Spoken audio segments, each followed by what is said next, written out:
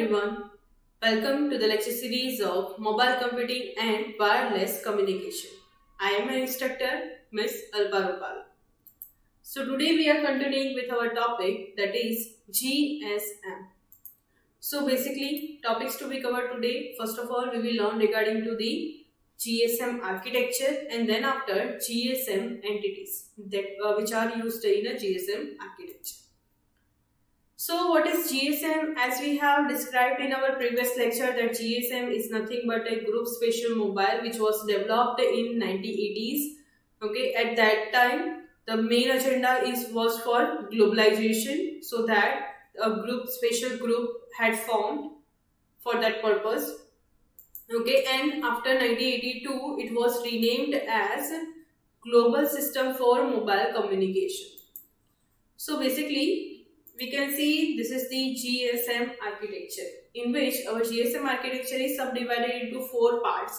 First part is RSS, that is Radio Subsystem.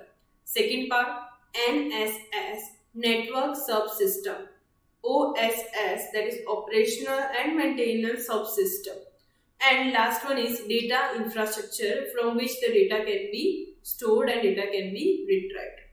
So ultimately the RSS is further divided into different types, but we can see in diagram that we are having another interfaces also ABIS interface, interface, A interface, O interface. Okay, but we will learn this whole architecture not according to the interface, but we will learn each and every entity in detail, and we will learn according to the parts of it.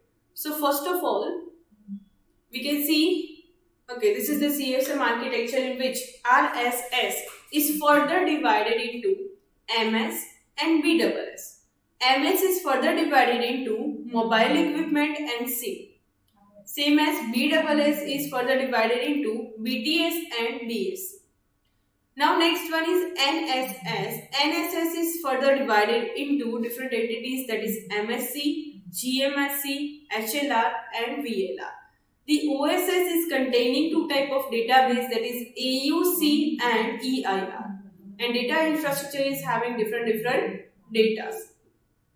Now, if we talk about the each and every entity of GSM, so this all are first of all the full form of GSM architecture entities. First one is RSS, that is Radio Subsystem, NSS, that is Network Subsystem, OSS, that is Operational Subsystem, PSTN, that is Public Switched Telephone Network, ISDN, that is Integrated Service Digital Network, then PDN, that is Packet Data Network, then MS, that is Mobile Station, ME, that is Mobile Equipment, SIM, that is Subscriber Identity Module, BTS, Base Transceiver Station, BSC, Base Station Controller, MSC, Mobile Switching Center, GMSC, Gateway Mobile Switching Center, HLR, Home Location Register, VLR, Visitor Location Register, OMC, Operational and Maintenance Center, AUC, Authentication Center, EIR, Equipment Identity Register. So these all are the full forms of each and every entity which we are using in a GSM architecture. Another form of GSM architecture is this also. Okay, now you can see in diagram that the hexagonal box is nothing but whatever cell. Now your mobile phone, okay, now your mobile phone with SIM card is known as mobile station. Okay, so in rectangular box we can see the mobiles, okay, that are nothing but what? Mobile stations. Now antenna, which we are placing at the center of each cell, is known as BTS, that is Base Transceiver Station. Okay, this Base Transceiver Station is managed by BSC, that is Base Station Controller. Okay, multiple BSC will be handled by MSC. Now MSC is the main person of whole architecture. It is the heart of our GSM architecture.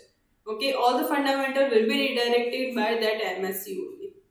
And OMC will check or maintain or verify all the functions of each and every entity.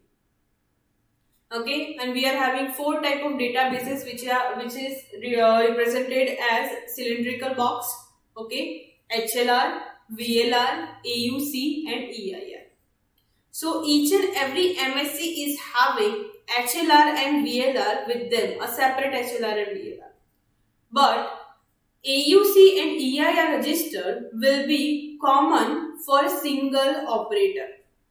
Okay, for single GSM system, AUC and EIR will be only one.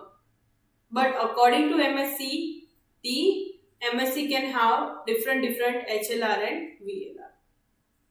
So this is the architecture of GSM. We can also draw the architecture like this. We can also draw the architecture like this. Okay, next one is GSM architecture entities. First of all, we are learning about the mobile station. As I have told you earlier that mobile station is nothing but your mobile phone with SIM card. Nowadays, we are having different type of SIM card. The standard SIM card, micro SIM card, nano SIM card. Okay, so this SIM card contains different storage space. Okay, this SIM card can contain different storage space, different technology, modulation. So ultimately, the mobile station will send data to the BTS. Okay, now the term uplink and downlink. So basically, we had learned regarding to the uplink and downlink. So whenever your mobile station is sending data to the BTS, it will refer to as the uplink. And whatever signal it is receiving from the BTS to MS, it is known as the downlink. So the mobile station is having two elements, that is mobile equipment. Okay, first one is your mobile phone without SIM card will be known as mobile equipment, and second one is your SIM card, that is subscriber identity module. The SIM card contains IMSI number which must be stored in your HLR. Okay, then security code which must be stored in your AUC register, and some memory storage for the contact number or message storage. The mobile equipment will have IMEI number, which number will be stored in your HLR as well as it will be stored in EIR. Okay, so this is the basic of MS. Now, next one is BTS. So we can see that this is the BTS, nothing but what your tower. Tower is what? BTS. Now multiple BTS will be handled by BSC. Okay, now BTS main agenda is for signal transmission from the signal of BSC. It is taking signal from the BSC and forwarding it to the MS.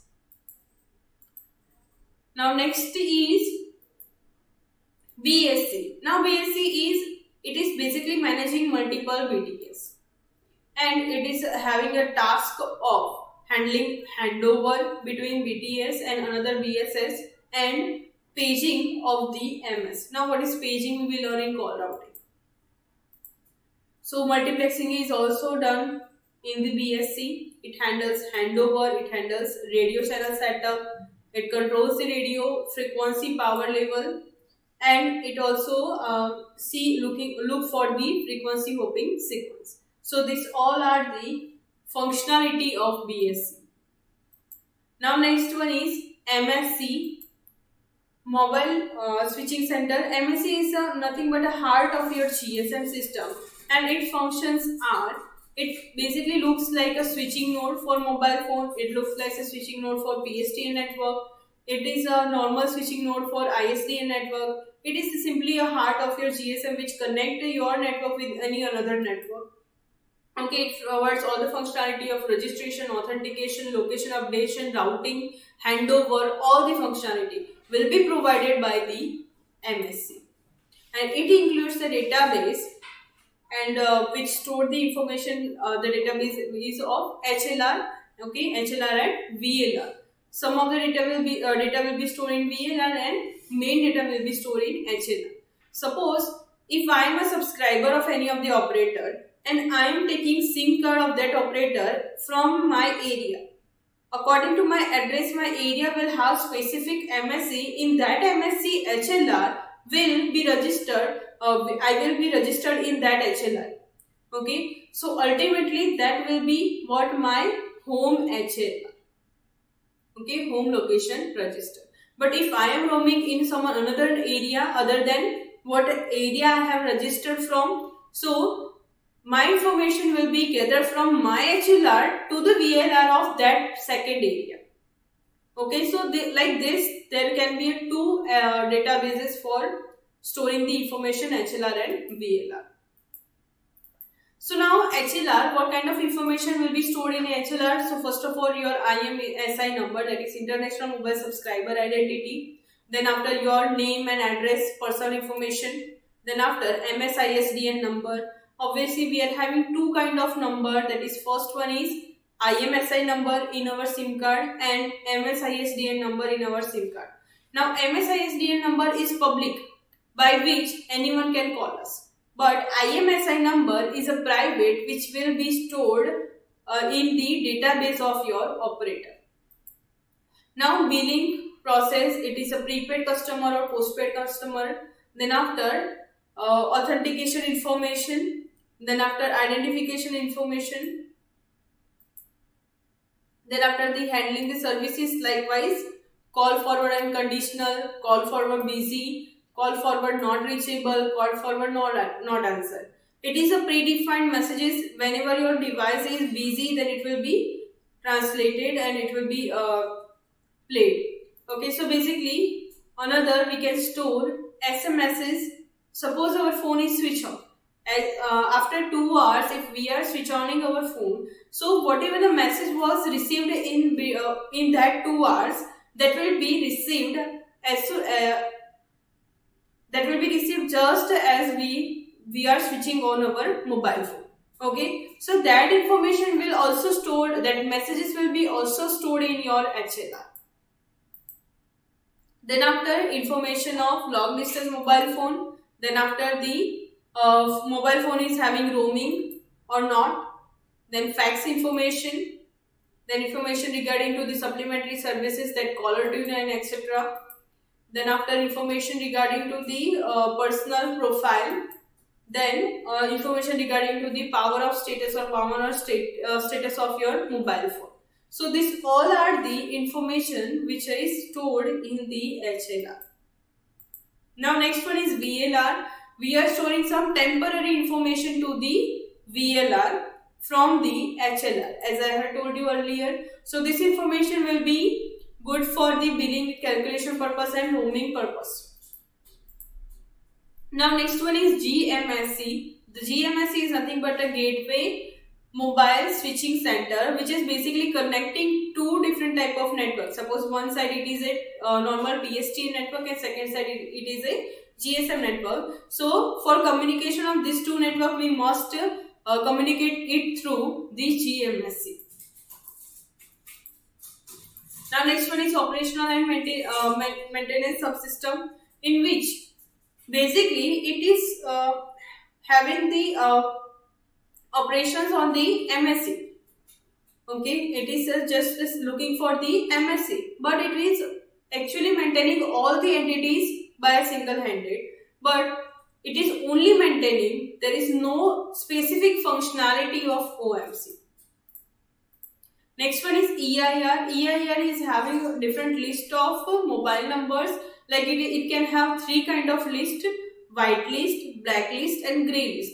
If your mobile phone is fully functioning and there is a it is fully authenticated, at that time it will be in a white list. Okay. Suppose your mobile phone is lost and you have registered in a police station. So your mobile number will be redirected to the blacklist, and suppose it is temporary block, suppose you have not